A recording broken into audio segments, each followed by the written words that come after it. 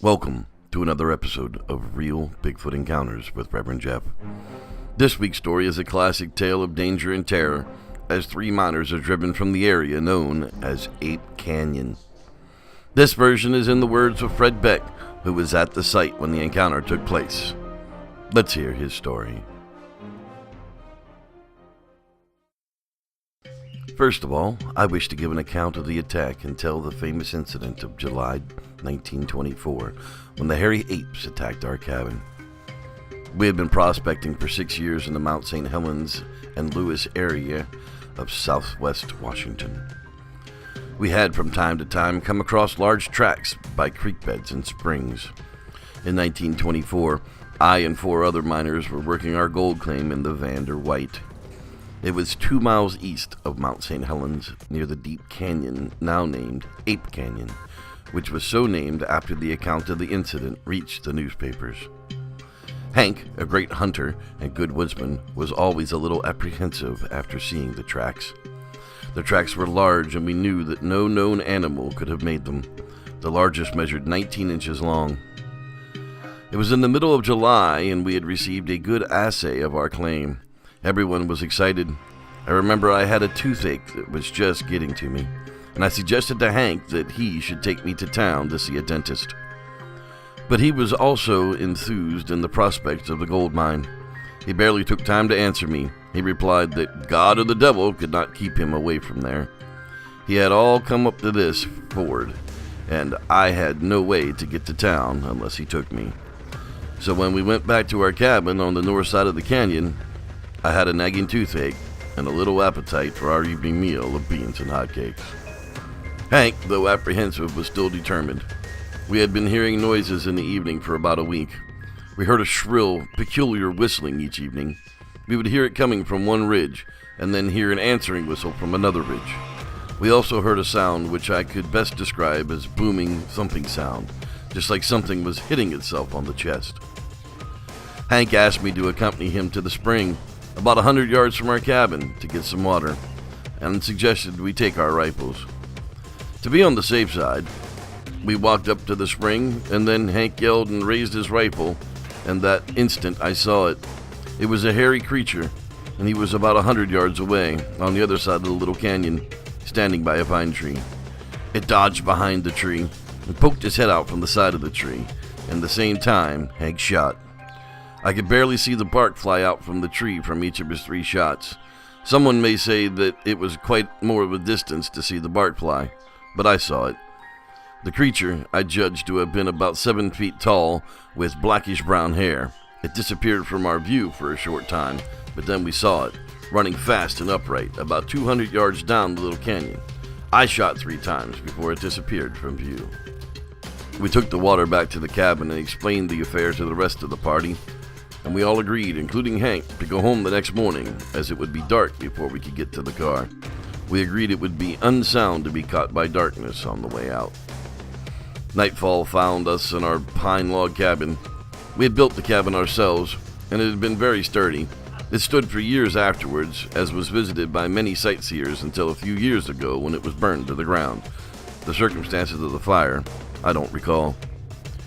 In the cabin, we had a long bunk bed in which 2 could sleep, feet to feet. The rest of us sleeping on pine boughs on the floor. At one end of the cabin, we had a fireplace, fashioned out of old rocks. There were no windows in the cabin, so darkness found all of us in the cabin. More calm now, and my tooth was better. Somehow the excitement seemed to work temporarily cure on it. We were sitting around, puffing on pipes and talking about the trip home the next day. Each of us settled down in his crude but well-welcomed and soon fell asleep bed. About midnight, we were awakened. Hank, who was sleeping on the floor, was yelling and kicking, but the noise that had awakened us was a tremendous thud against the cabin wall. Some of the chinking had been knocked loose from between the logs and had fell on Hank's chest. He had his rifle in his hand and was waving it back and forth as he kicked and yelled. Hank always slept with his gun nearby. It was a Remington automatic.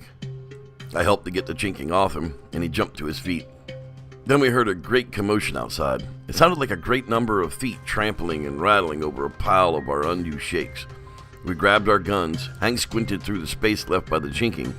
By actual count, He only saw 3 of the creatures together at one time, but it sounded like there were many, many more.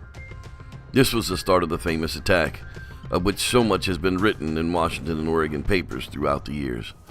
Most accounts tell of giant boulders being hurled against the cabin and say some even fell through the roof, but this was not quite the case. There were very few large rocks around that area.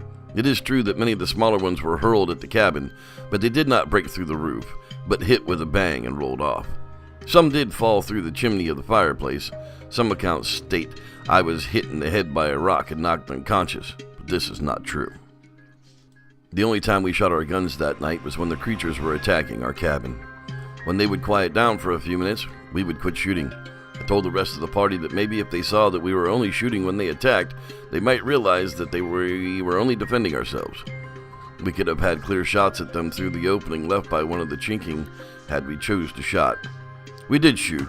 However, when they climbed on the roof, we shot round after round through the roof. We had to brace the huge log door as the long pole taken from the bunk bed. The creatures were pushing against it, and the whole door vibrated from the impact. We responded by firing many more rounds through the door. They pushed against the walls of the cabin as if trying to push the cabin over, but this was pretty much an impossibility. As previously stated, the cabin was sturdy, and it was a very well-made building. Hank and I did most of the shooting. The rest of the party crowded at the far end of the cabin, guns in their hands. One had a pistol, which was still in my family's possession. The others clutched their rifles. They seemed stunned and incredulous. The attack continued the remainder of the night, with only short intervals in between. A most profound and frightening experience occurred when one of the creatures, being close to the cabin, reached an arm through the chinking space and seized one of our axes by the handle. A much written about incident, and a true one. Before the thing could pull the axe out, I swiftly turned the head of the axe upright so that it caught on the logs, and at the same time Hank shot, barely missing my hand. The creature let go, and I pulled the handle back in and put the axe in a safe place. A humorous thing I will remember was Hank singing, "If you leave us alone, we'll leave you alone, and we'll all go home in the morning." He did not mean it to be humorous, for Hank was dead serious and sang under the impression the mountain devils, as he called them, might understand and go away. The attack ended just before daylight. Just as soon as we were sure it was light enough to see, we came out cautiously of the cabin. It was not long before I saw one of the ape-like creatures standing about 80 yards away near the edge of the ape canyon. I shot 3 times and it toppled over the cliff, down into the gorge, some 400 feet below. Then Hank said that we should get out of there as soon as possible, and not bother to pack our supplies or equipment out. After all, he said, it's better to lose them than our lives. We were all only too glad to agree. We brought out only that which we could get into our pack sacks. We left about $200 in supplies, powder, and drilling equipment behind. I tried to persuade everyone not to relate the happenings to anyone, and they agreed, but Hank soon let the cat out of the bag. We made our way to the Spirit Lake, and Hank went into the ranger station. He had told the ranger earlier about the tracks, and the ranger had replied, "Let me know if you find out what they are." That's just what Hank did, to the puzzlement of the ranger. When we were back home in Kelso, Washington, he told some of his friends, and somehow the story leaked out to the papers, and the Great Hairy Ape Hunt of 1924 was on. The local reporters interviewed us. They came from Portland and Seattle. Even a big game hunter from England came asking questions. He had a large gun with him that must have been an elephant gun. Many people flocked to the Mount St. Helens area looking for the great hairy apes, or mountain devils. I myself went back up with 2 reporters and a detective from Portland, Oregon. We found large tracks and they photographed them. We did not see any of the ape men, nor could we find the ones that we had shot. So people always ask, was it true or was it just a wild tale? I can assure you, from my perspective, it was 100% true. For Fred and his mining cohorts, an experience with the wild hairy ape man of North America was a terrifying and frightening night they will never forget. For me, it was just another real Bigfoot encounter. Thanks for watching. I'm Reverend Jeff, and may the Squatch be with you.